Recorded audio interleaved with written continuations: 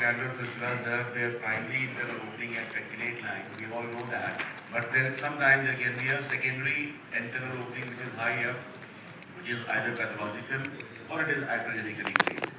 Then disease extension. The disease can extend. See, the disease starts in the intersphincteric space. We will talk about intersphincteric space, the central disease, because anal fistula, the primary anal fistula, retroglandular infection, it starts in the intersphincteric space.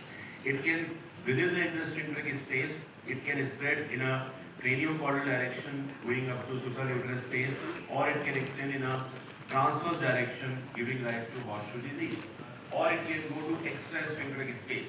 Extrasphincteric space crossing the external sphincter, it can go up to lateral gluteal region, it can go up to thigh, it can go up to lateral cleft region, or it can go up to perineum. Then the disease can have extraperitoneal extensions up to abdominal wall. So these are various ways in which the disease can extend into various dimensions, and sometimes there are secondary fistulas less than 3 to 4%, which can be secondary to Crohn's, or there can be involvement of sometimes vagina or even urethra or coccygeal involvement that can make the situation more complex. So when we talk of management of anal fistula, the gold standard or the ideal management for any fistula would be a fistulectomy. You remove the entire disease from inside out and patient will have a good cure. That is the standard treatment, or that is the gold standard treatment. But for a simple fistula, where only a small part of the sphincter is involved, we can do fistulotomy or fistulectomy without causing incontinence. But when we consider fistulectomy or fistulotomy in a complex fistula, then it can lead to issues with continence. So either we do a fistulectomy combined with a sphincter reconstruction, that is FTSR, again it can give results up to 95%. Or the second alternative option is we do a sphincter sparing surgery, that we try to treat the fistula without cutting the sphincters. Naturally, we are not removing the disease, not removing the entire disease, we are compromising the treatment, and that's the difference between minimal access surgery for abdomen and a minimal access surgery for fistula. In abdomen, we do cholecystectomy, whether it is done by open method or by laparoscopic method or by robotic method. It is still a cholecystectomy. You don't compromise the procedure. But when you say you do from fistulectomy to phylac or from fistulectomy to Vaaft, it means you are compromising the procedure. Suddenly, your procedure becomes less optimal, and that's the reason why you get suboptimal results. So that is the reason when we are planning these procedures, that is lift or Vaaft or any other procedure which is sphincter sparing, we have to be very careful that we don't compromise the procedures. So these are various sphincter preserving techniques which are there: pattern, glue, plug, Vaaft, lift, and you can see the level of evidence and the grade of recommendation which is there from various societies, including the American Society, Indian Society, and other societies. Important thing is, none of these procedures gives optimal results. The results, the cumulative results which come by meta-analysis and systematic reviews, they are not more than 70%. Individual studies may give more than 90% results, but the cumulative results are not more than 70%. So all these techniques are giving suboptimal results. So if we are doing a fistulectomy and primary sphincter reconstruction, it is giving more than 96% results. But when we are doing any other procedure, it is giving results to the extent of 70%. So how to improve upon the results without compromising the sphincters, that is the key, or that is the reason that we are trying to resort to hybrid procedures, means combining these options to improve the results without compromising the continence. And that is the essence of a sphincter preserving treatment. So as we discussed by my previous speaker said, central disease elimination. So as I said that fistula has two components. One is the intersphincteric component, and intersphincteric component is actually the root of the disease. And extrasphincteric component, which can go anywhere, is actually the offshoot from the intersphincteric component. So the intersphincteric disease is central disease. So when we are not doing fistulectomy, in fistulectomy we are removing everything from inside out. The internal opening, the central disease, the extrasphincteric disease, everything is taken out.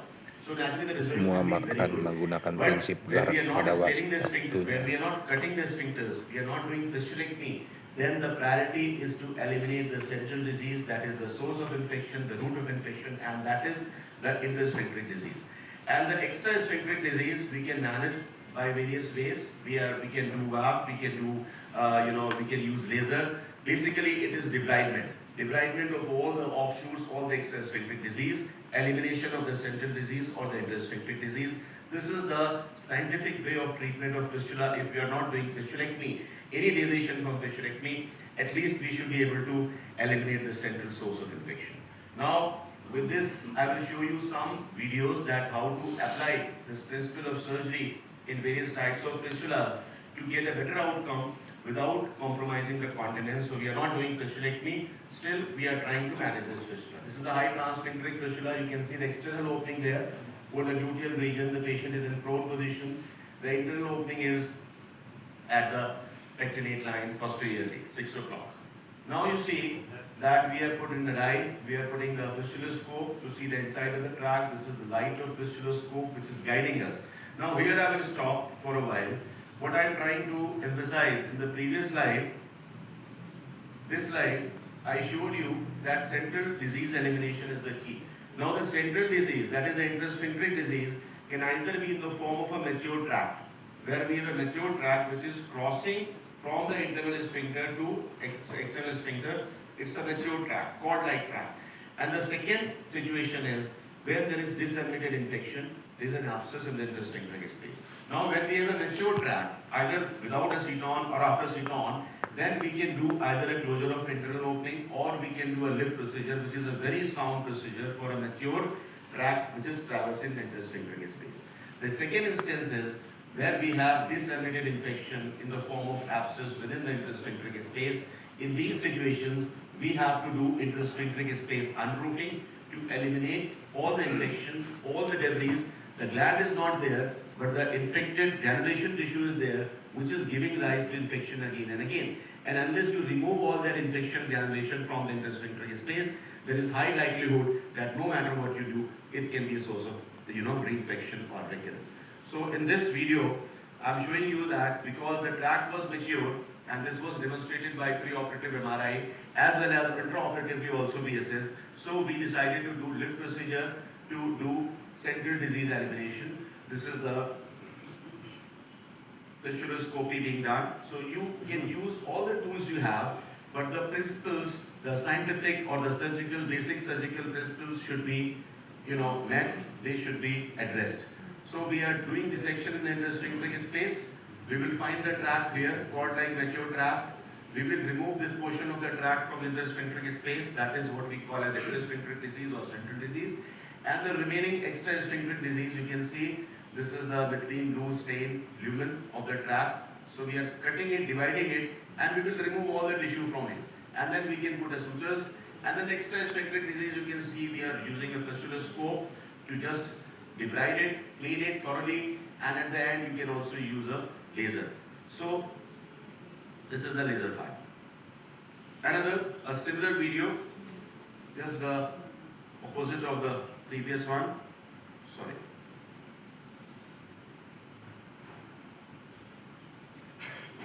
Some problem is it. Anyway, another patient I am showing you with an abscess and a fistula.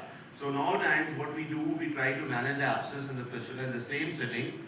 This is the patient who was having a suprapubic region large swelling along with fever, and this is the MRI of the patient, and you can see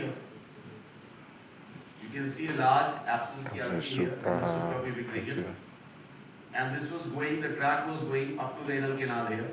However, the internal opening was not demonstrated, but this tract was traversing all through the perineum and going up to the intersphincteric space. And you can see patient came with a large abscess in the suprapubic region. Patient was in severe pain and it was very tender also. So this is the intra-op video. That one is showing initial aspiration of pus. We are simply marking where we have to give the incision.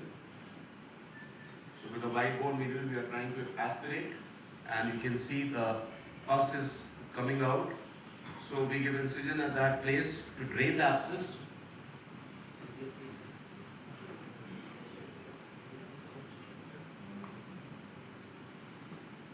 And now we are incising in the same place, and you can see the pus is being drained.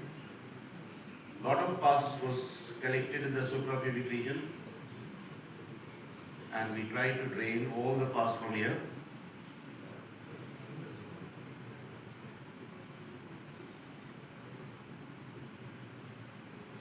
organized pus was there. You can see this was a lot of pus was there.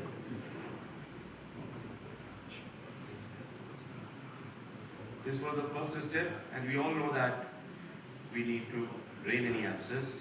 And after draining the cavity properly, we put in the fistula scope to see where the tract was leading to, and the tract was going towards perineum.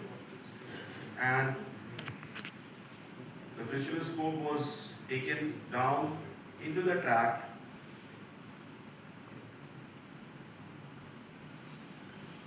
And then we could see the light of fistula scope reaching close to anal canal over the perineum. So we opened the intersphincteric space there. A probe was also negotiated, and you can see we opened the intersphincteric space there and drained it. However, we did not find internal opening, but we drained it from it. And then the rest of the tract was ablated and debrided using a fistula scope, and we just put this was the debridement, and then we just put a draining sheet on, and 3 weeks later, these were the incisions suprapubic region which were given to drain the abscess, and you can see a draining sheet on was put at that time. And after 3 weeks, we simply remove this draining sheet on, and then simple irrigation of wound was done, and 8 weeks later there was complete healing. The small wound was left, which also healed later on.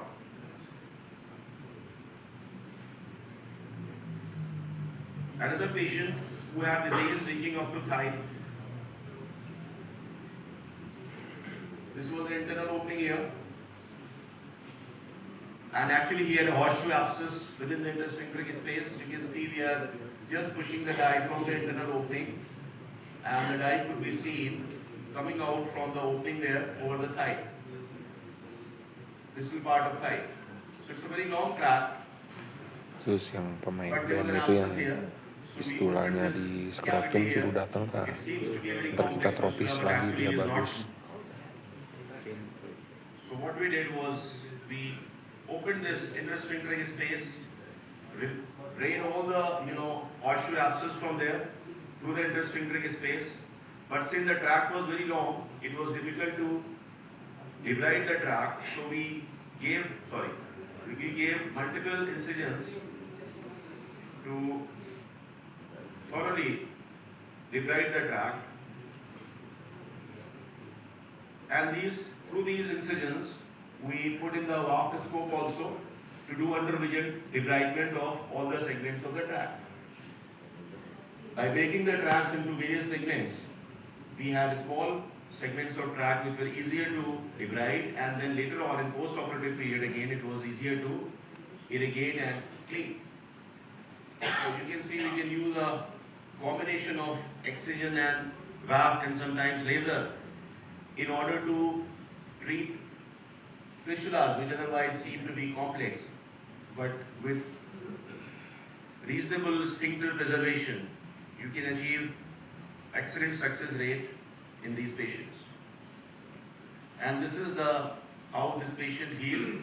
These were small wounds which healed in due course of time. This video already Dr. Kushal has shown you, so I will show you another last video, which is this patient had, sometimes the disease can go up to abdominal wall. Throughout, it remains extra-peritoneal throughout its course. But this patient and many other patients, you can see the water coming out from the internal opening.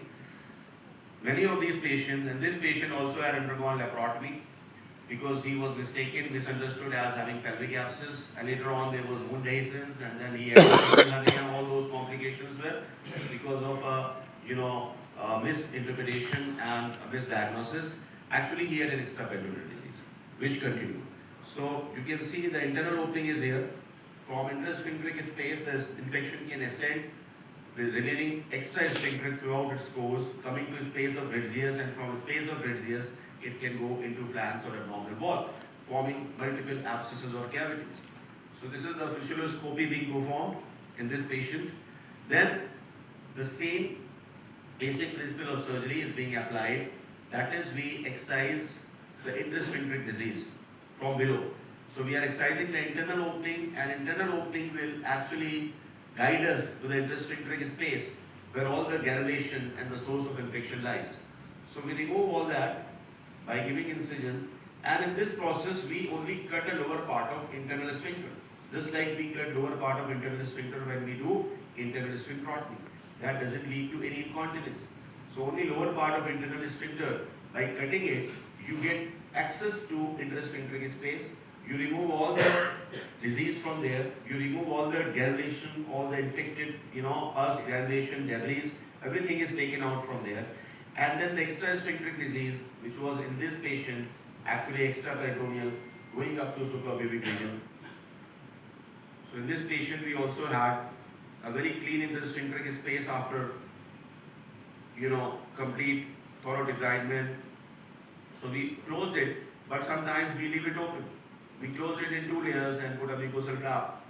And then you can see the extrasphincteric disease, you can deal with Vaaft, you can deal with, Vaaft is a very good equipment for particularly those tracts which are going very far away, like to thigh, to lateral gluteal region, or extraperitoneally to abdominal wall. Simply enlarging and excising the external opening for post-operative wound irrigation is important, because this wound will be irrigated from above. And this patient, you can see, had a good healing 3 months later. So what I am trying to say, that fistulotomy or fistulectomy, where you remove the disease completely, excise it completely, is the ideal treatment of fistula, because fistula is a diseased tissue. You remove the diseased tissue and patient has good cure rate. Now for simple anal fistulas, where only the subcutaneous part or superficial part is involved, you can get away without causing incontinence. You can get away means you can do fistulectomy and no incontinence. Patient has excellent healing without incontinence. But for complex fistulas, where deeper part or more than 30 or 50% of external sphincter is involved, we can still do fistulectomy, but then we have to do sphincter reconstruction. The alternative is we do a sphincter preserving procedure, but when we do a sphincter preserving procedure, they are associated with very significant recurrences or failures. And the reason I told you earlier, that because we are offering a suboptimal treatment. So we should offer a scientific treatment, means when we are doing a sphincter preserving, we should eliminate all the infection, all the granulation from the intersphincteric space, which is the central infection, and then the extrasphincteric disease. Maybe it may be very long tract, it may be multiple tracts, bilateral tracts. You can simply debride them, and all these tools like Vaaft, like laser, they can help you, they can assist you in doing a good thorough debridement and revision. For intersphincteric disease elimination, you have 2 options. For a mature tract, you can do a lift procedure, but for a disseminated tract, you have to open the intersphincteric space by cutting some part of lower part of internal sphincter, open the space, debride it thoroughly, curate it thoroughly. If you have a fistuloscope, use that, and then you can, the remaining part you can manage with a Vaaft or whatever you have, or simple scoop, or simple or laser ablated also. So thank you very much for your time.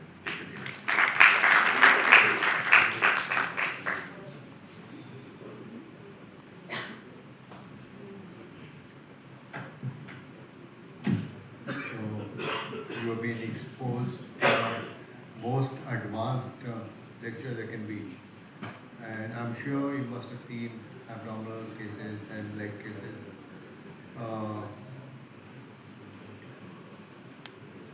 In the meantime, can you come? Just remember one thing, what he mentioned, the fistula tract never penetrates the peritoneal cavity. It only pushes it away. And because of this push, collection develops, it goes to the intersphincteric space, goes higher up, and this collection people mistake as intra-abdominal collection, and they operate. And I think he's got many patients in which exploratory laparoscopy was done either by laparoscopy or open, and if it was open, they had incidental hernias, and this could have been prevented if they had known that it's not going to be in the abdominal cavity. I'm presenting to you Dr. Sanjay Singla. He is my colleague and he has done significant work in pyloric sinus, and we have together, Singla, Mittal, formulated a new classification of pyloric sinus, basically for people who are doing minimally invasive pyloric sinus work. It's been published, and he is I am along with him. In the book he's published on colorectal diseases and laser. So he'll tell you more about it. Dr. Sanjay Singla. Good morning and greetings from India.